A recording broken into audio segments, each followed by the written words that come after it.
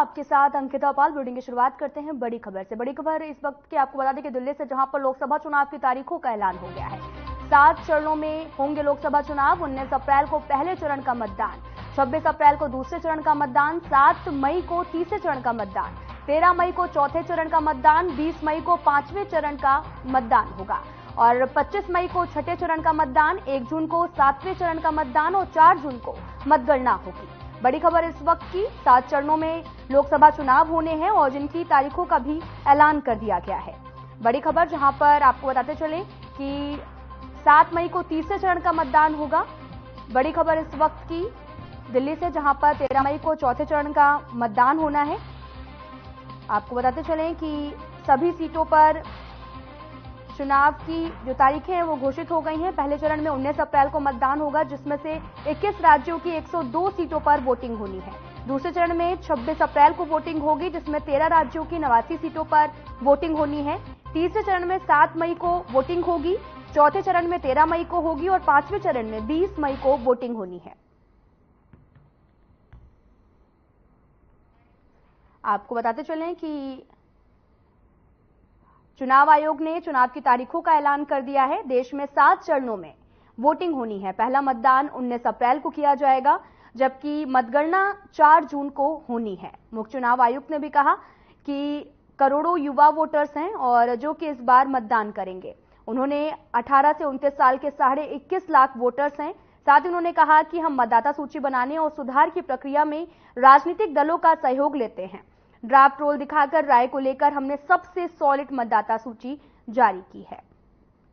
आपको बताते चलें कि पहले चरण में 19 अप्रैल को मतदान होगा और दूसरे चरण में जो होगा वो 26 अप्रैल को वोटिंग होनी है।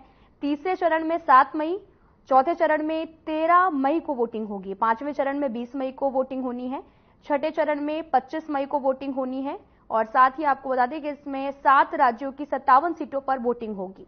7वें चरण में 1 जून को वोटिंग होनी है, 8 राज्यों में 57 सीटों पर वोटिंग होगी और नतीजे 4 जून को सामने आएंगे।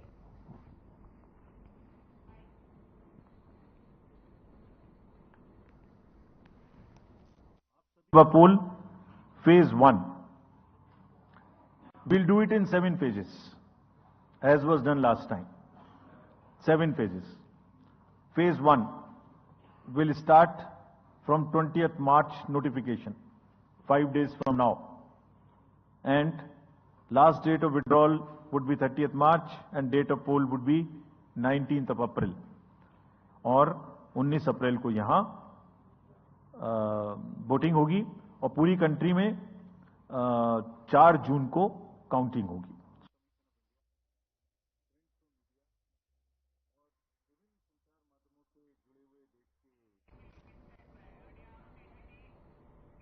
शिमला में बीजेपी ने लोकसभा चुनावों को लेकर मोदी की गारंटी विकसित भारत संकल्प नाम से देश भर में अभियान शुरू कर दिया है।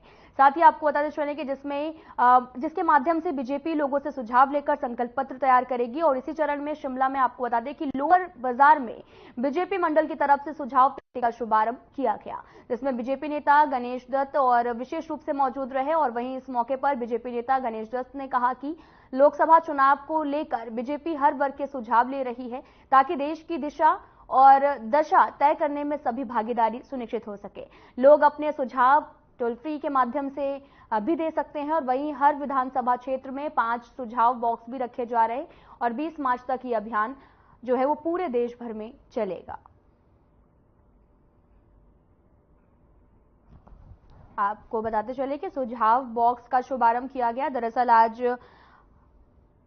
चुनाव का ऐलान भी हो गया है और साथ ही आपको बता दें कि चुनावों को लेकर बीजेपी भी पूरी तरीके से तैयार है, जिसको लेकर नमो ऐप डाउनलोड करने के लिए लोगों तक जो है वो सुझाव बॉक्स का शुभारंभ किया गया और साथ ही लोगों के सुझावों को संकल्प पत्र के माध्यम से लिया गया है।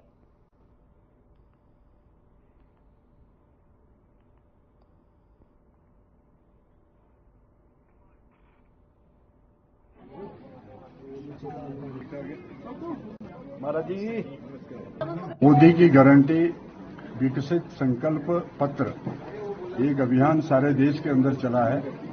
इस अभियान के माध्यम से आने वाले लोकसभा चुनाव में भारतीय जनता पार्टी मोदी जी के नेतृत्व में एक संकल्प पत्र बनाएगी और उसमें जनता के सुझाव, समाज के सुझाव, समाज के सभी वर्गों के सुझाव आमंत्रित किए गए हैं। उन सुझावों के माध्यम से आने वाले समय के लिए एक जो संकल्प पत्र तैयार होगा वो वास्तव में सारे देश की एक नई दिशा तय करेगा।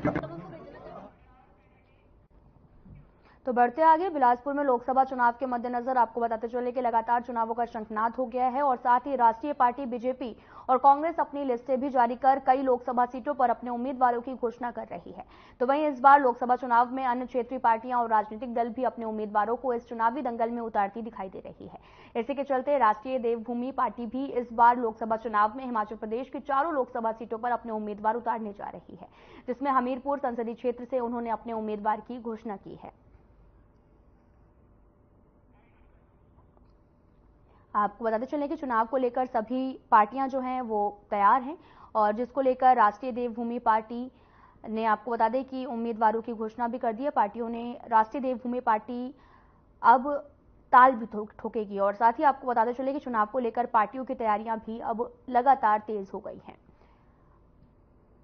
आपको बता दें कि लगातार सीटों का ऐलान भी हो चुका है। ये 7 चरणों में चुनाव होने वाले हैं और वहीं राष्ट्रीय देवभूमि पार्टी भी ताल ठोकने के लिए तैयार है।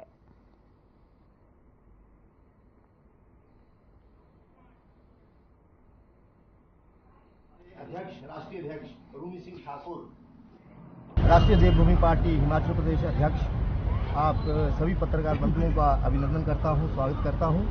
आज हम यहां बिलासपुर में आपके माध्यम से कहना चाहते हैं कि लोकसभा के जो चुनाव आ रहे हैं उसमें हम 4 की 4 सीट पे इलेक्शन फाइट करेंगे। जो हमीरपुर कंस्टिट्यूएंसी लोकसभा क्षेत्र है इसमें हमने रूमी सिंह ठाकुर जी को, जो कि हमारे राष्ट्रीय देवभूमि पार्टी के अध्यक्ष हैं, संस्थापक भी हैं वो, और क्षेत्रीय संगठन स्वर्ण मोर्चा के भी अध्यक्ष हैं, तो उनको सभी ने मिलकर के ये निर्णय लिया है कि हमीरपुर लोकसभा क्षेत्र से रूमी सिंह ठाकुर जी को उतारा जाए और दूसरे जो 3 कैंडिडेट हमारे होंगे, जैसे जैसे हमारी कोर कमेटी और जो हमारी पार्टी की इलेक्शन कमेटी है वो डिसीजन लेगी 1-2 हफ्ते में, वो आपको बता देगा। अगर अनुराग ठाकुर हारते हैं तो बीजेपी हारेगी। बच्चे को तो बढ़ते हैं आगे, प्रदेश कांग्रेस पार्टी के सचिव और आदिवासी राष्ट्रीय कांग्रेस कार्यकारिणी के सदस्य मनोज ठाकुर का बयान सामने आया, जिसमें उन्होंने कहा कि राज्यसभा सांसद के चुनाव में आपको पता चले कि कांग्रेस के 6 विधायकों ने बीजेपी के साथ मिलकर घटिया खेल खेला है, जिसकी जितनी भी निंदा की जाए वो कम है। उन्होंने ये भी कहा कि पार्टी ने इन विधायकों को पूरा मान सम्मान दिया और जिसके बदले इन विधायकों ने पीठ के पीछे छुरा घोंपा है। और साथ ही उन्होंने ये भी कहा कि सीएम एक योद्धा है और जिन्हें ये बागी विधायक मिलकर भी ना हरा पाए। वहीं जल्द ही लोकसभा चुनाव होने वाले हैं और कांग्रेस पार्टी की जीत किस प्रकार से सुनिश्चित होगी ये हमें अभी तय करना है।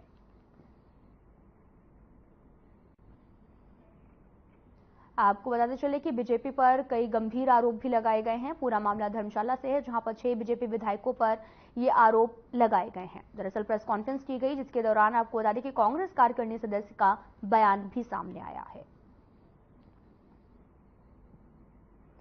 जिसमें बीजेपी पर कई गंभीर आरोप लगाए गए। दरअसल 6 बीजेपी विधायकों पर ये आरोप तय किए गए हैं।